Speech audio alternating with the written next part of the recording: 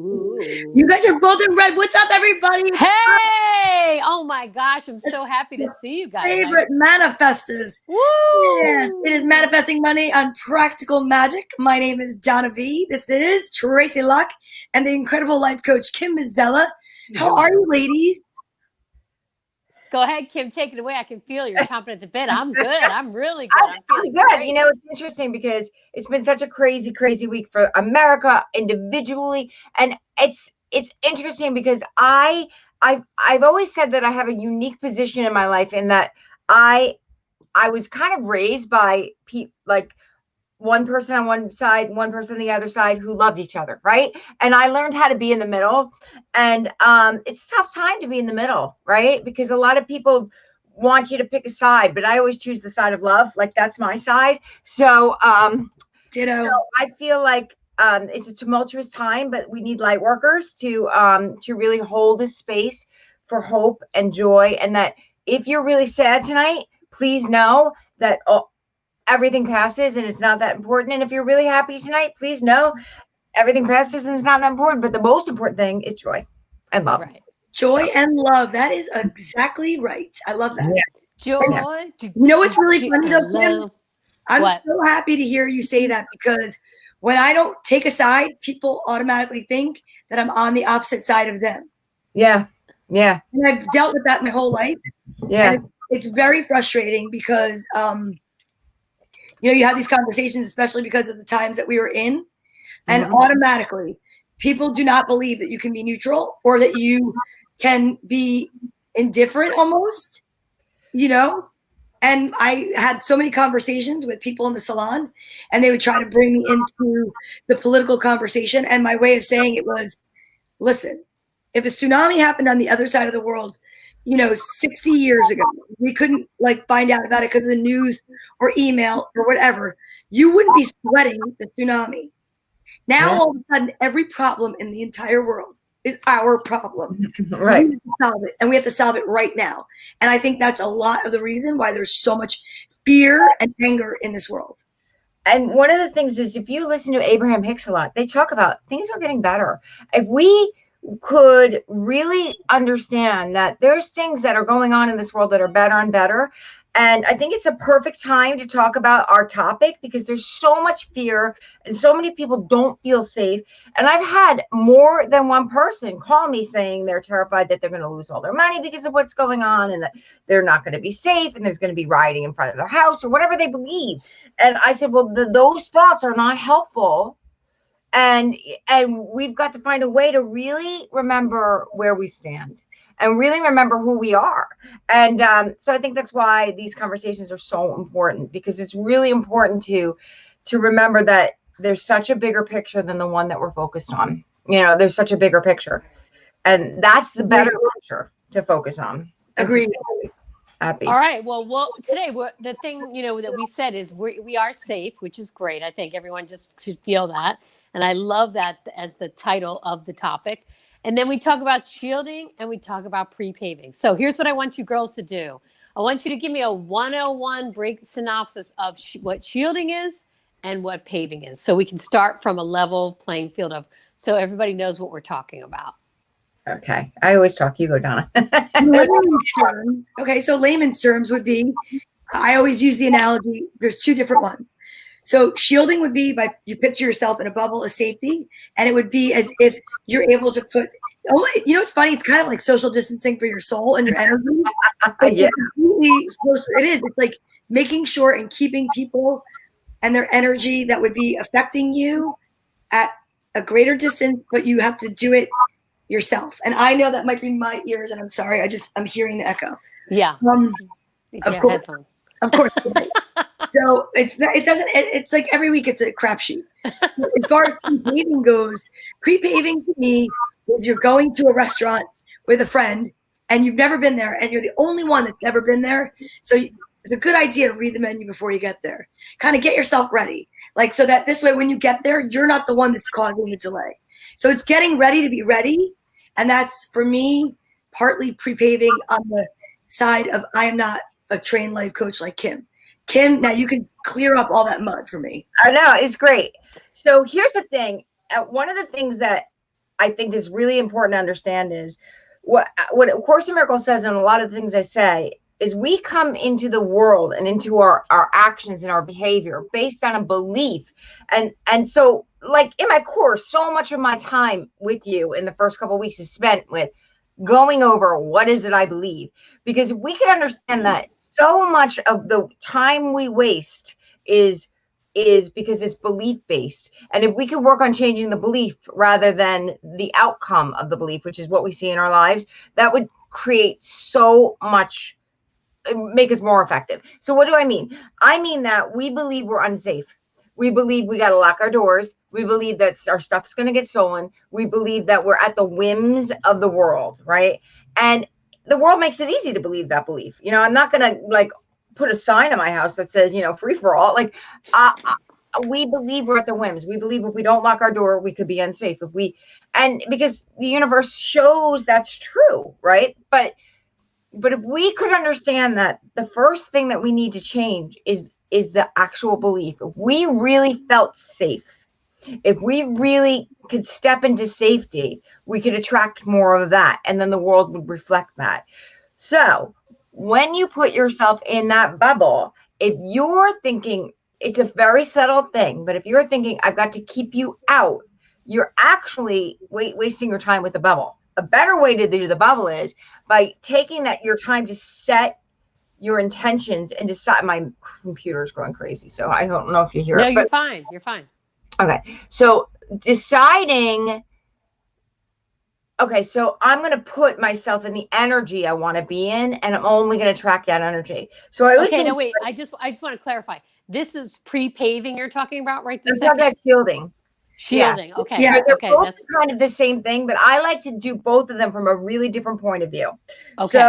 So, because I always say, if you are spending a lot of your time and you're shielding and you're trying to keep people out, the word no is attractive, right? In that the universe doesn't hear it. So the universe hears, source hears, energy hears, God, whatever you believe in, hears, I'm afraid of that thing. And the universe always says, yes, right? So if you say, I'm afraid of that thing, and you are locking your house and putting your gun by the side of your bed and your you know, whatever, you know, your bat on the other side of your bed, you're saying you're not safe. Now, here's the thing. You could do all those same things, right? But if you felt safe, it would be a different energy. Like, oh, I'm protecting my home. My home is my fortress, right? It's a different feeling than my home can be invaded. Does that make sense? It's a mindset. It's kind of like, have you ever gone somewhere, like for instance, you went to a hockey game and you're like, I'm going to be cold. I know I'm going to be cold. You're like in a negative mood. You could have a parka on, which would be like your shielding would be your coat. Right. And you go to the hockey game and you're just in that mindset of, I knew it. I knew I was going to be cold. But if you go to that same hockey game and you're like, I'm just so excited for this hockey game right now, and your excitement overwhelms and surpasses the idea of your brain even recognizing that you're cold. That's like a simplistic layman's version, right, in my opinion, of what she's talking about. It's so funny because you say that, because my son plays football, and the other day he was playing a game, not last week and the weekend before. It was so cold and we were freezing, and I had like a blanket on me, and like I had the hand warmers in my hand and the foot warmers in my feet. And I said to him, like, I said, were you cold? He goes, you know, it's funny, Mom, whenever I walk on the field, I don't remember the weather, but the second I walk off of it, I feel it again. And it's kind of like he's so excited. It's like his excitement of the game overtakes the noticing the elements, right? Okay. Exactly. Okay. The same thing. So our mindset is so important. If we feel unsafe, the universe will say yes. Now, I'm not going to say, and I don't live a life where I'm saying there's no 10 buddies in the world. The universe will always give you contrast. But if your energy is really set to I'm safe, it is pretty hard for those people to show up in your life. I mean, doesn't mean that life is perfect, because we always have a wobble in our energy field. So the idea of shielding and how I use it is I bring in the energy that I really want to attract, and I think of myself in a bubble of it. And I think of myself, so a lot of the times I have pain in my lower back, and I don't want to be walking around talking about pain in my lower back. I'm 51, such is life, right? So I will bring green light in and imagine myself in a bubble of green light, because I think of green light as the healing. Yeah. color of healing. So I'll just picture myself in that green light, and I'll think anything that I step into, every step I take forward, I'm going to be in this bubble of light. So I'm going to attract people, ideas, experiences that are going to match this green bubble of light. Does that make sense? Yes, Absolutely. that makes total sense. Because when I was a young woman and I was first like learning spiritual things, and I remember shielding as being a way of protecting. And then I did so much reading of A Course in Miracles, and there's a line in A Course in Miracles. There's a section in it says that my attack thoughts create the world I see. And I was like, wait, I don't understand what that meant. I mean, I was maybe like 25. I just didn't understand what it meant. And what I learned from that is when I see the world as going to attack me, that's the world that I get to see. And if I can see the world, and actually what the next thought is, if I forgive the world, that's the world I'll see. And so forgiveness really means just letting it go and seeing it a different way, which is kind of hard to do, but I believe that's our purpose here. That's Okay, right. well, I just want to say good evening. Can I just say hello to some people, because I'm getting a lot of. Sufane is here from France. We have Christina is here. We also have the wonderful Larry Scher is here. And I just wanted to say, and my Aunt Cecilia is here. And everybody's like writing hi. Guys, I just want to let you know I see you. I don't want to interrupt if there's something going on. I promise at the end, if you have any questions, I'd love you to write it down, put it in the comments, and I'll get back to it. But when there's a train of thought going, I just get so involved. I'm sorry. you're like, I'm jumping on that train. No, so I totally get what you're saying, and I want to ask you about this, whether this would be shielding or I guess it's shielding. I don't know if it's pre-paving or shielding, but I love to travel, and when I travel, it's the one time in my life where I don't really plan anything, and I don't freak out about it because I have this mindset. It always happens when I travel that I'm like, I'll meet somebody great, and they're going to show me stuff that I wouldn't get like out of a book, and it's going to be such a great adventure.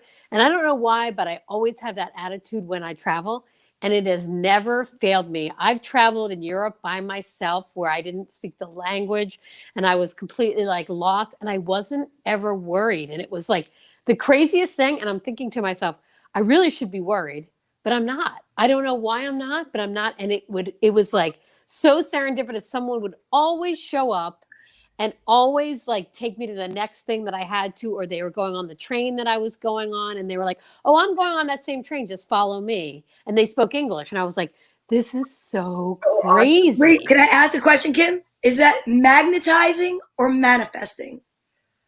Well, I call it part of manifesting free paving, right? Like, but I think it's kind of both of the same thing, is that if you are drawing to you what you expect, right? We always draw to us what we expect. That's free paving. You went into that experience. So I believe it's manifesting, because manifesting is thoughts turning into things, right? What magnetizing is it's taking the thought that you have and amplifying it, making it so big in the world that it comes to you from all different directions. So that's actually a thing I teach, and it's like towards the end of my program. It's so exciting, because like my whole program is about like releasing the things that are going to stop you don't want to magnetize. Right. Right. So like I always say, like magnetizing is day 12, the lesson 12, because we got a lot of work to do to get there, right? Sure. We don't want to be drawing to us the belief that we're not safe, right? Yeah. So what magnetizing is it's taking a thought and making it a magnet and figuring out a way to bring everything to it, right? Manifesting is turning a thought into thing. It is taking that idea and just watching it become real, watching it become a thing. So I call it pre-paving. All pre-paving is like, you don't cast your line into the water and think you're not going to get a fish, right? Sure. Like, would you waste your time on a boat? Well, you probably would, because there's alcohol or whatever people do on a boat. And it's beautiful. No, but I know exactly what you mean. Yeah, there's that excitement of something great's going to happen. Yeah. And so that's what pre-paving is. It's you're working on this part of the road, but you know it's going to create a road, right? You know so you start to get excited. And I used to say, like pre-paving can be as small as, like if there's someone in your life that you always have a difficult time with and they call you. I used to do this all the time with a specific person. And before I pick up the phone, back in the day, I would hold the phone in my hand for a second or two and picture us both at the end of the conversation, smiling and laughing. right? That's pre-paving. That's not setting a whole agenda for every single thing that we're going to do or say. But I know at the end of that conversation, I'm going to feel happy enough to be smiling and laughing. Just like when I get in the car with my kids and we're going somewhere or doing something, I grab their hands and we kind of talk about what we're going to create. And at the end, I always say, and when we come back from this trip or we come back, we're going to look at each other and just be like, that was the best trip ever. That was just so much fun. Everything just worked out. And so you start at the end is really kind of what that's a great way to put it. Start at the end. I love that. I love start at the end. That's a good one. I'm writing it down. Okay. So I guess one of my questions is, so when you said it, but when you're dealing with someone that you know is, the word is, I guess it's like, if you're dealing with a known entity that usually gives you trouble in some way, right? You would be shielding or pre-paving or both. Like, what's the difference? When you use what? So if you're going to an unknown, obviously you're going to pre-pave and just be like, it's all going to, this is my understanding. It's all going to work out. It's going to be great. Whoever I need to show up is going to show up. It's all going to work out for me. That's pre-paving. But if I'm going into a scenario where, again, like that phone call that you had, where you know somebody you're dealing with is going to be difficult. Let's just say it's a boss. Let's put it in an easy term. So you're going to work and you know your boss is like a nitpicker or whatever they are, and they set you off. That's when you would shield, correct? I mean, obviously you don't want to be set off, but you're trying to preempt the set offness. Is that what you? No, absolutely. And there's a couple things I do in those scenarios, right? So, and it's really funny because I think about, jobs that I've had or things that I've done where in the beginning it's like really like not what I expected. And then I do the work and it gets so much better. And that's really kind of like the thing is if you do the work, it'll get better. And that's the goal. And so if I know that there are people, I kind of think of it as harmonious or disharmonious, like our colors match or our colors don't match. Right. But I really honestly think we all come to each other to like become better colors. What I mean? Like, I don't know. Like everybody's an opportunity. I mean, the Course in Miracles says that all, the most holy place on earth is where an ancient hatred becomes a present love. I really do think that everybody comes to us as an assignment, and if someone is really setting you off or really harming you or hurting you or making you feel really bad about yourself or anxious or any of those things, you got to say, this person's an assignment. I got to do work around this person. Right. It makes it easy to see. So yeah, absolutely. Set an intention in a bubble. How am I going to feel around this person? I'm going to make a decision that I'm always, always, always going to remain in my center. I'm always going to remain in my joy.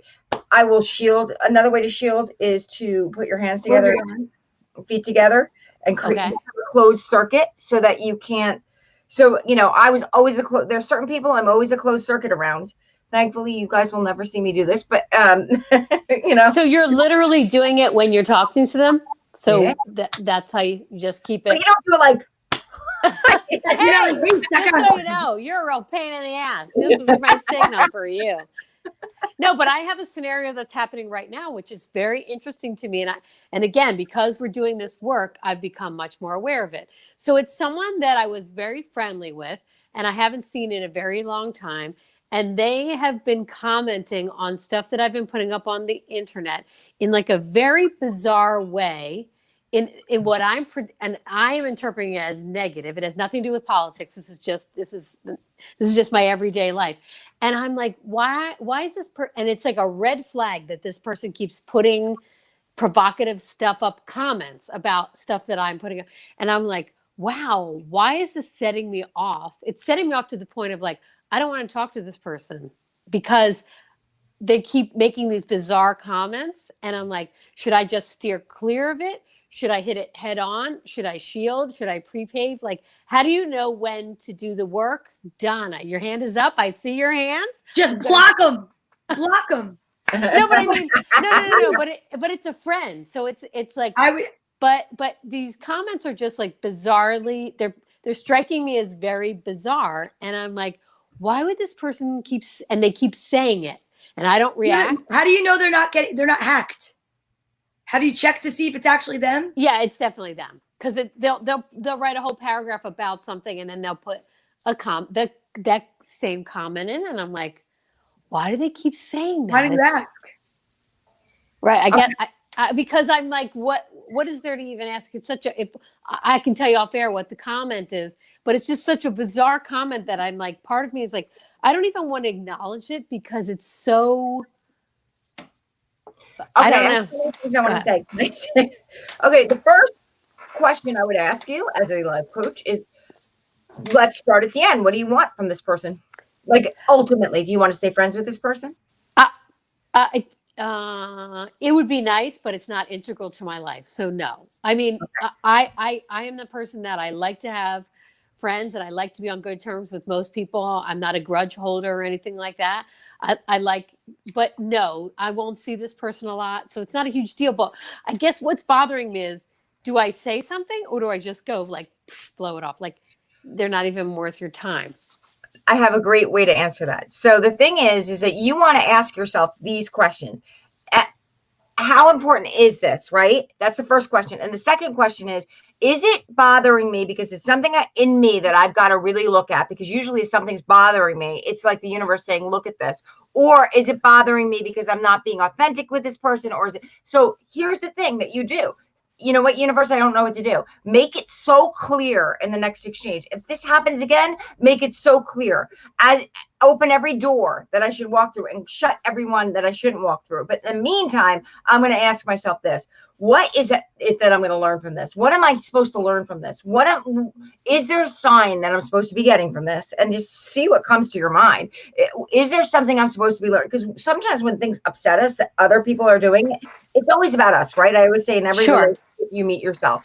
So is there something ego-minded that I'm not going to? Am I clicking into this person has an ego thing and I've got an ego thing? Are we butting heads ego-wise? Like I'm better than you, or I'm, like, is there an ego competition thing going on? Probably right. So there's a lot that could be going on. I mean, it's a lot to unpack and I don't know what the actual relationship, but what I would say is there's two questions. How do I want this to end or to go? Like, do I want to stay friends with this person? And is it important for me to uncover? Because if it was my mother, I would have to work through it, right? Like, like you got to work through it when it's a parent that loves you, right? Like my mom and I are close.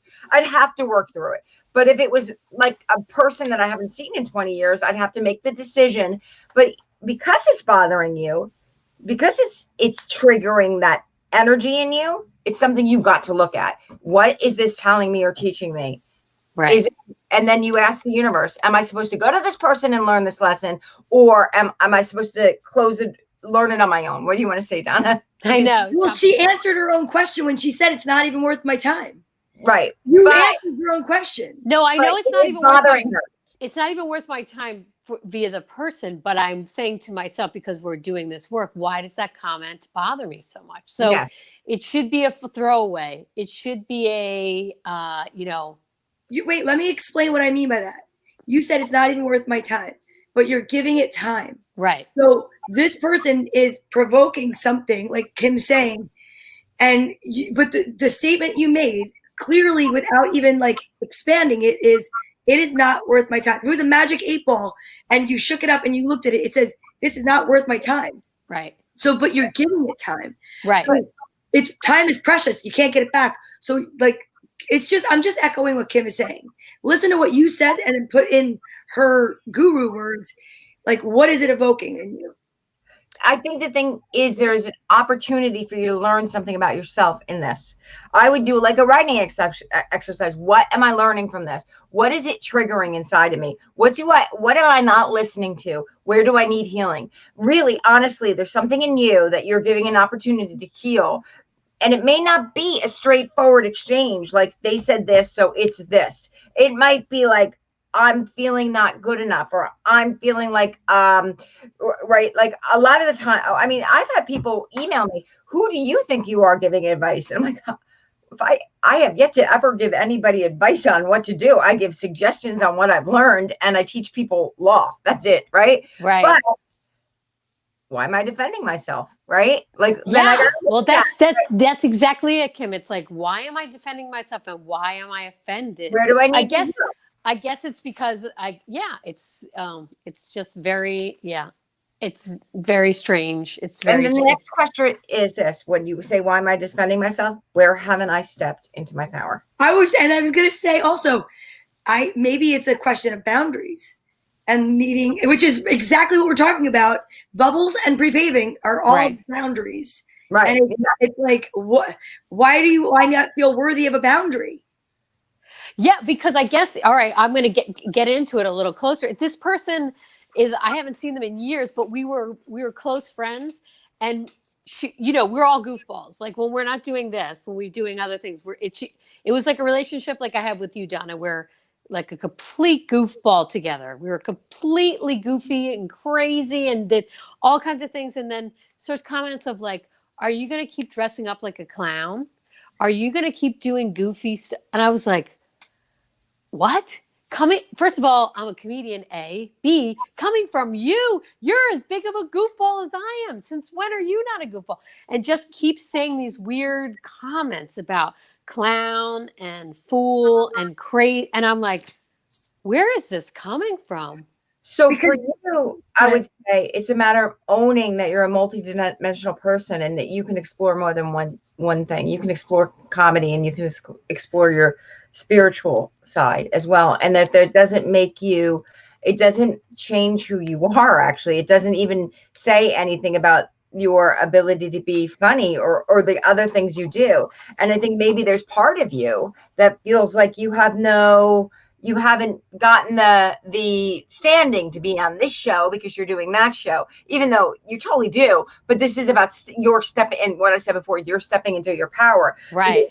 Because, just like when people will say to me, well, what degrees do you have in this? I'm like, I went to life coaching school and I've studied the Course in Miracles for 33 years. I've studied universal law and I lived a life and I recovered from 4 addictions.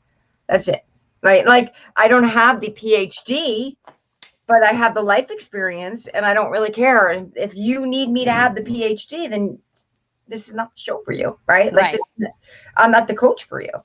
Yeah, I know it's not the same because these people are not my friends, and it's much different from the energy of somebody who is a friend. And some of the comments that are coming through, I'm going to share, without getting everybody involved personally, but it's true. If they knew who you were, why would they even ask that? And because if they know who you are, but I have like strangers on Storytime that ask me, not every day as much anymore, but like this morning, like, what are you on? What is wrong with you? And it's funny. Honestly, for whatever reason today, and I think I kind of know a little bit why today, because I have this really nice person that watches like every day, and he was like, whoa, take it easy. And I felt like that's so nice. I didn't have to address it. I feel like I just don't, I'm so tired of caring. But like there's a reason that is a reason that you're caring, but it's also like what happened to that person? Like the reason that I'm caring is because it's that person, someone who is like, you just want to say, you just want to hold a mirror and say, I cannot believe you are saying this to me. So why can't you do that? I mean, I know that's probably not the life coach response to it, but like, I don't know, because I'm like, I feel like I don't even want to, I don't even want to go there. But what if you wrote like something silly, like, did somebody hack your account? I remember you having the same sense of humor. Or yeah, that's a good one. Like that's a really good one. Yeah, like I remember sharing costumes together. Yeah. Like I would just maybe like I don't know, Kim, if you're gonna say that I'm incorrect. Hi, how are you? We're in the middle of a conversation, so we're not taking comments right now. But yes, good evening. It's about being authentic too. I mean, I will say that there's part of you when you don't respond is almost inauthentic. Because Tracy, you would respond in any situation. Yeah. Right? Yeah. But why you don't respond is because this person made you feel insecure. Right. And so in a normal situation, I could just see you having a comeback and it being funny. But for some reason, for this time, because she hit a nerve, and that nerve keeps saying it because she did waiting for you to respond. Maybe she's waiting for a funny response, but I think it's more than that, because I don't think there's any coincidences. I think the universe is like, hey, Tracy, step into your power, own this. Okay. Like you are amazing, and isn't it great that you can be spiritual and you can be funny and you could be into sports and you could be multidimensional human being who knows lots about lots, and an explorer, because that's really what you are, right? An explorer, constantly a seeker, a person constantly learning new things. Yeah. So I mean, like when you step into your power, which is really what boundary setting and being safe is, like it's stepping into your power and owning that you decide. It's so funny because I have all these slides, and in almost every one I say, you decide, right? Like you decide who you are, how you're showing up, how you want to feel, what they're, what time they're allowed, how much space they're allowed. You decide. That's great. Okay. I love that. Yeah. Both of those things are great pieces of advice. That's really good. That's really, really good. So I guess to get off that subject, go ahead, Donna. You were going to say something. No, I was going to say Connie Bailey Blake is here. Oh my God, Connie!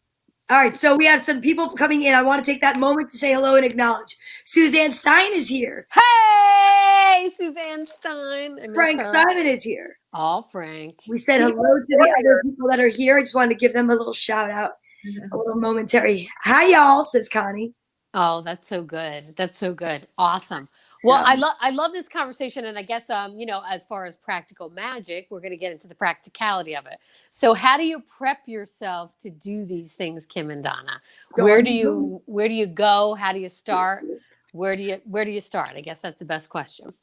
Well, the first thing is, and one of the things I always say is, if you don't practice a tool, you will never use it when you need it. You just won't. So one of the great things is that I so many of the tools that I teach, I make the people who work with me do them, right? And then I will get like, well, I didn't get much from that tool. I'm like, well, it's not the tool for you, right?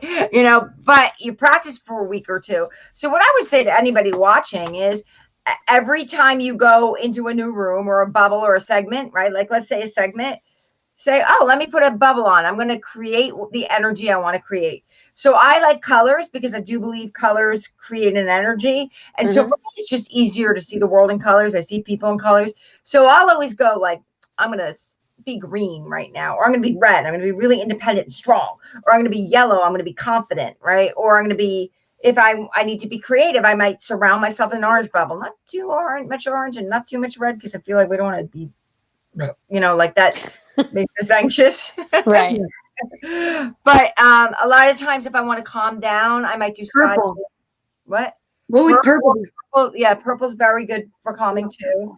Like the higher dimension colors versus the lower ones. If you need more energy, use a lower color like red, orange, yellow. If you need, or you can just do white. I'm just going to put myself in a bubble of pure white light. Practice it a couple times a day. How does it feel? Does it make me feel any different? One of the funny things is, the other day I was talking to my boyfriend, and he's like, why do you do all this? I'm like, because I want to be happy. He's like, but don't you just start out that way? I'm like, apparently I did not. Yeah, it's a lot of work, this happiness thing, bub. Yeah. Now, what do you do, Donna? How do you start it?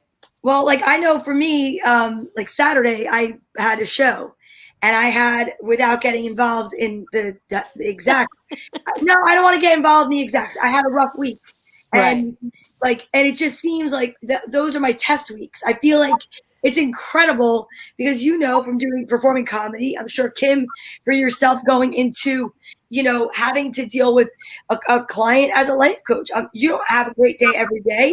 No. Life coaches are people too. And it's like everybody that's watching and here, like I'm sure you can find a time in your life where things were a lot more difficult than you wanted them to be, and you still had to go and put that happy face on, right?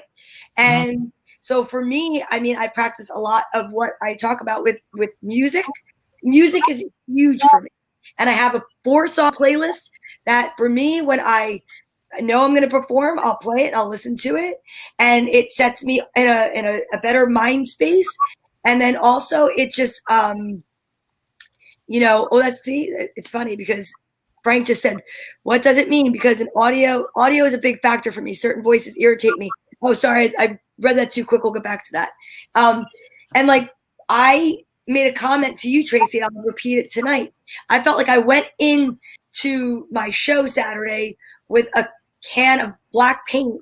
And by the time I was done, it was the most beautiful painting I'd ever made, because I had to pull from so many different parts of me in order to just go forward.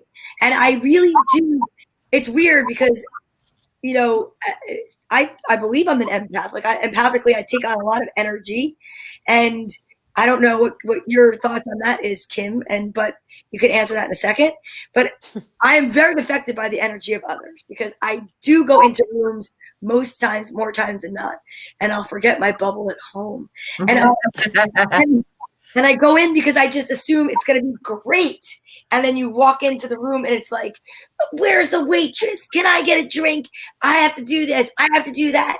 And I was like walking around, and the wildest thing Saturday is I walked around. It was like ping, ping. It was like, I'm not even dealing with you people, because what I have going on in my life is I left it in the car, and it's a lot worse than you needing a freaking apple martini. And you know what I mean? It was like I had this superpower on that. I was like, I'm here for a job. I set some boundaries. I was like, I'm just going to go in. I'm going to do what I'm here for. I know that automatically, if I succeed at doing what I love, which is performing and making people laugh, I will get so much from it. And it really kind of worked like that. I don't know. Yeah. Interesting though, like when you are, it's almost like we have to go into crisis mode to really do the behavior that we, like you had to show up for yourself, and you were not going to let anybody not let you, and you did, right? Yeah. Wouldn't it be great if we went into every situation like that? Like, I've got to show. I was thinking about it today because I had someone, every once in a while, I'll tell people what I charge, and it's an investment to work with me, right? And they will immediately want to come down on my price, and my time is super valuable. Like, I don't have much of it, so my time's my time. I charge what I charge, right? And it's really interesting because years ago I would like squabble, or now I'm just like, nah, you know what? That's okay. When you're ready to pay that, you come on by, right? Like, it's amazing when you really step into your power and think you're so valuable and so important. And fortunately for you, you had to be kind of in a bad space to do it, but it made it. You really felt like what it felt like to say, I am not going to take your energy in. You cannot be an energy vampire. I don't have anything to give. And you didn't. Yeah. But one of the things I want to mention for people who are empaths, you can, there is like a, like the Plan B pill or whatever. I'm like too old for the reference, but like, that would have no impact on my life. But, there is like kind of like a Plan B pill for if you've like taken in too much energy. And it's really just a matter of like cutting cords or bringing in light. So what cutting cords is if you can imagine that all the energy vampires have like attached themselves to you, right? In different shots, different places. So you can, so what you do is you just imagine like being in a bubble of light, and that bubble of light purifying, and all those cords drop down, and they all kind of get filled with light. Or you can imagine a sword of light coming down and cutting them all away. And then you could just say, sometimes what I've done with people is reclaiming your energy. So that's like literally imagining like an IV with a bag of all your energy that you've given away. And you just kind of like connect it somewhere and imagine that the IV of other people's energy, that the energy that you've given away is dripping back into you, because you don't want to pull it all back, because you may have given away a lot of energy throughout the years. So you bring it back in so it can fortify you as time goes by. But, there really is an option. Like, you can take your energy back. You can reclaim your energy. But setting your energy is the most important thing. Making a decision before you do anything, how you want to feel. It sounds so silly. And being able to see it.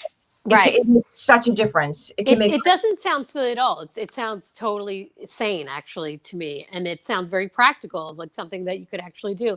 One of the questions that keeps coming up, and I've heard it from people, and it comes up in my life too, is when is it that you're actually setting a boundary, and when is the difference between shielding? Meaning, so you said just like a scenario like we talked about, but when do you say, like, I'm not going to accept certain behavior and I'm going to say something rather than remain neutral? For instance, in the beginning, when you guys were talking about political things, and that's, I'm not getting political, but I'm just using that as an example of at what point do you say, I'm going to shield and not have to give answer, to when am I going to say, you know what?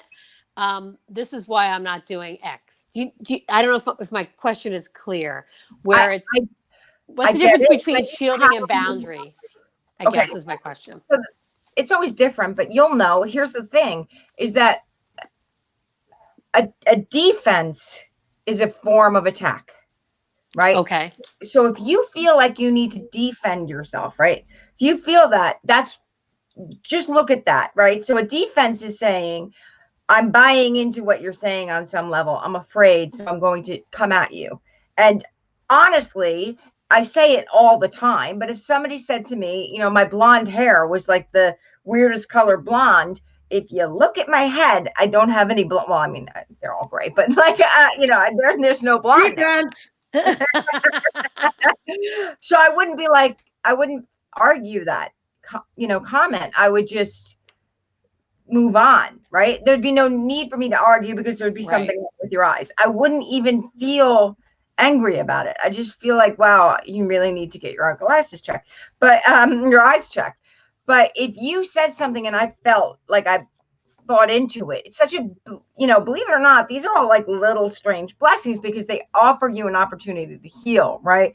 But we don't want to spend healing all day and the other person we're in a relationship with. So the big question you always want to ask yourself is, what is the outcome of me and this person? Are they staying in my life? Is this a relationship I want to work through? And, you know, like with the person today is a person I love, but I'm still like I'm still not going to work because I know that if I worked for the amount of money that person decided I should be making, I'd be resentful. I wouldn't do a good job, right? Totally get it. So, yep. So there's a lot that goes into that. Like, you want me to work and show up for you, right? So I had to say it. I didn't feel particularly guilty or bad. I mean, it was just, this is the way it is, right? Like, you don't go to Walgreens and be like, well, I really want to pay. I'm going to haggle with you. Right. Exactly. And that is a boundary that I totally understand why you would set.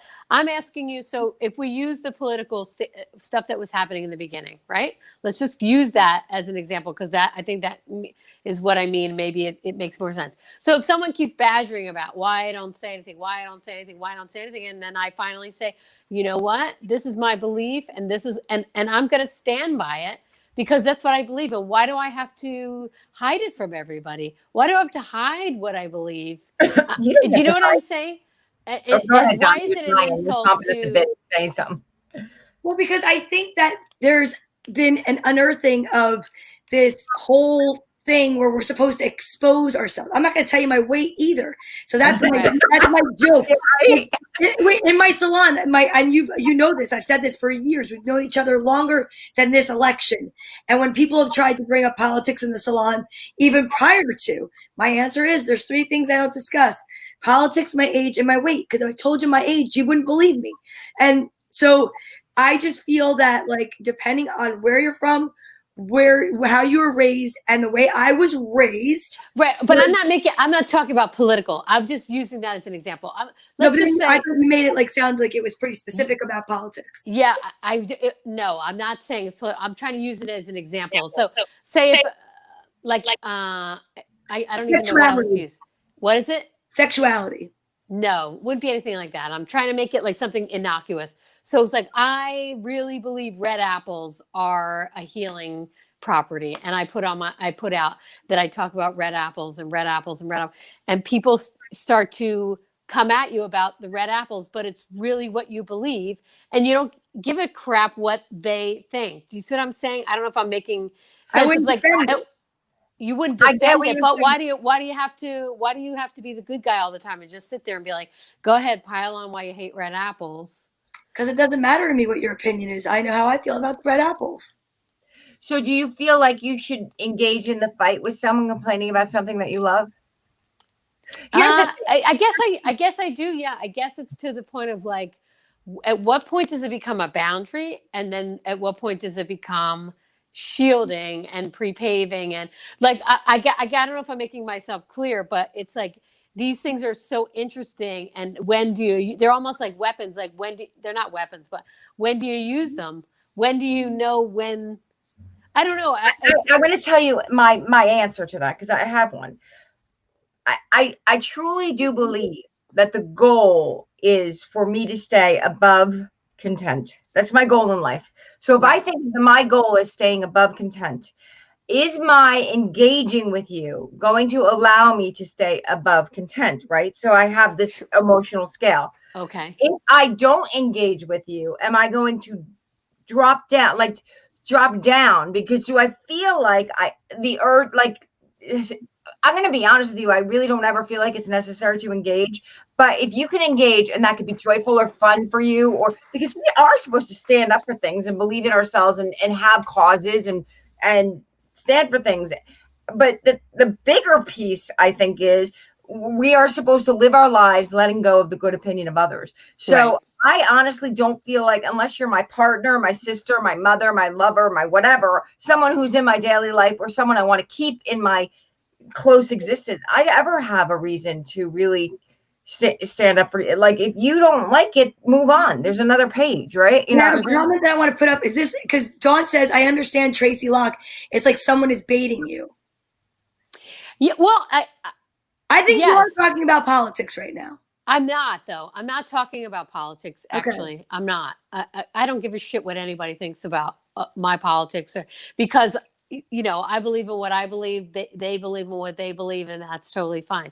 But I'm saying what I sometimes get confused about is why you always have to be the good guy and just take and take and take. Nothing to do with politics. This is just random. I think your idea is I love what you're saying, and I get it. There are times in my relationships, like with people that I love, where they may come at me and disagree with me. And you're saying, like, when they disagree with me, when is it right for me to engage? And is that what you mean?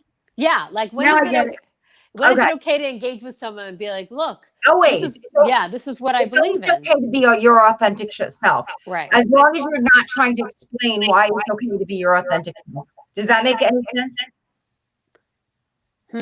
Not really. Say that again in another way. So am I repeating myself? Like, no, I mean, echoed, but I don't know. Feedback a little bit. So yeah, I heard feedback too. I don't know why. I think I actually know what Kim just said.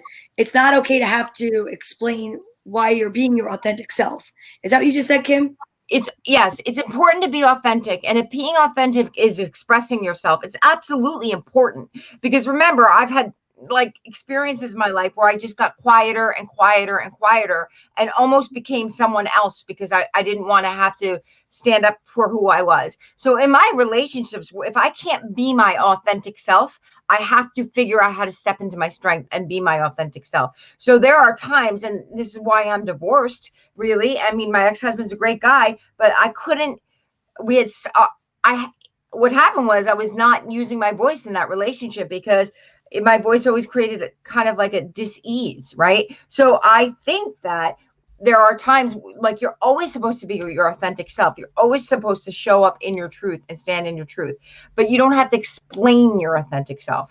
Do you know? Okay, that makes sense. Explain why that's okay, right? Makes sense. So in some relationships, when you feel like you have to constantly explain your authentic self, those are what I call disharmonious relationships, right? They're like the wrong colors. Now, so they might be your parents, your teachers, your people you can't let go of, right? Like, so for relationships like that, you've got to figure out a way to find harmony, and not have to explain yourself so much, or just stand in it and say, this is who I am, right? Not to engage. But I do think there's a balance of having to be authentic and engage, and having to, and shielding and doing all that pre-paving, and having to speak your truth. Right. Because I think if you the biggest problem is if you are not speaking your truth, if you're not being authentic, then what happens is then you get small, right? Because what happens, your fifth chakra starts to close, and then you don't know how to be authentic anymore. Because that's what happened in my relationship. I had to get this small in order to be in that relationship, and that's not who I was, and it's not really who he was either. Sometimes less is more. And I think that with whatever you're, talking about that situation, you feel like you have to defend yourself, and you feel like, because I had a situation actually recently, and if you don't agree with somebody else, why do you feel like you have to campaign for yourself? Like, why can't you just be? But I think what confused me is when you said, when do you have to stop being the good guy, or when do you? Because it's like, I guess it's for the shielding. Why do you have to shield? Why can't you just be like, hey, this is me? I don't have to shield. Like, why am I building a shield for somebody else? You can like, hey, why don't you just deal with who I am? That's my question.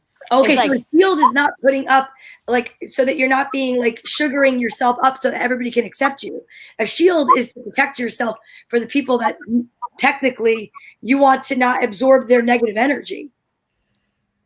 Right? Yeah, yes. So you go into it with an idea of, I'm in my joy space. I'm in my bubble of fun and joy and love, and I'm going to stay in it. It's almost like being in a tunnel where you can see everybody else and they can see you. You can interact, but your tunnel is just so fun. And there's like, I don't know, all your fun is in your tunnel. So you're not going to leave the tunnel no matter what. But you can see and interact with people while you're in that tunnel. So shielding is more like bubbling. That makes more sense to me. Like, you're creating a fun bubble. Yeah, does not mean that you have to pretend to be somebody that you're not. It just means that you're going to go into the room and you're not going to allow anybody else's energy to get into your bubble, into your shield. Right. Yeah, so it's like that's why I made the analogy before about going out with a coat on. It's like you know that you're going to go out, you're going to be protected. You have that layer on, but it's like a mindset. Right. But it's not an aggressive mindset like a shield. Like, no. That's my question. No. And because I think the thing is that when you think about what manifesting is, and what we're always talking about manifesting, right? Mm-hmm. Manifesting, what we're always manifesting is the same thing. It's joy. It's fun. It's, and sometimes joy looks like freedom, and sometimes joy looks like money. But you can't manifest those two words. You can't manifest money, or you can't manifest joy, or you can't manifest healing, or any of those things if you're not moving into a good feeling space, right? So my goal is to, no matter what, whenever I'm starting to move down from that good feeling space, to come back up. So a good way to do it is to put myself in a joy bubble, or to think about what it is that I want to create when I'm going into it, and to know in the universe it's going to happen. Sometimes when I think about pre-paving, I really think about like, how I see myself laughing, I see myself happy. I see myself joyful. And I'm going to offer another thing that I do. Whenever I go into the supermarket, when my kids were little, I'd be like, okay, guys, we're going to spend this much in the store, right? And then we'd always see like how close we could get, but I didn't add it up. I just be like, like, we're going to ask the universe to help us so much. We're going to ask for guides. We're going to ask them all to come. Whatever we put in, we're going to make wise choices and good decisions. This is what I used to say. We're going to make wise choices and good decisions. And, because I worked on a budget every week when I go to the supermarket, and I'd always spend within like a couple dollars of that, and never paid attention to what I bought. I never paid attention. I also said, when I'd get up to the register, thank you, tell me, did I forget anything? And I can't tell you how often I'd be like, oh, I forgot, before I got on and was loading stuff on the cart. I'd always be like, oh, did I forget anything? And so that's another way of pre-paving, of making it a little bit easier. The only place where I'm really bad about it is wherever I put my keys. 5 minutes. That's hilarious. Your phone or your glasses. Yeah, they're both. I never know where they are. I feel like you're really good, Tracy, at scripting, right? And to me, whenever pre-paving is discussed, pre-paving is like the mental version of scripting, like in a sense. Yes, it's instead of actually writing it down, you're audibly in your head, like maybe not audibly, but in your mind, you're like saying, oh, this is going to be such a good thing, that this is what's going to happen at the end. I know I'm going to win the basket that I want for the tricky tray. And then you just let it go and you go enjoy the night. And then all of a sudden the last basket's won and you win it. And you're like, oh my God, I knew that was going to happen. Right. Kind of like with scripting, but scripting, you're like sitting and you're really doing it. Okay. But shielding is like going into the tricky tray and knowing there's somebody that's there that always wants to like, suck on your energy. And you're like, I know Agnes is going to be there. And no matter what's going to happen, I am going to be safe in my little bubble of light.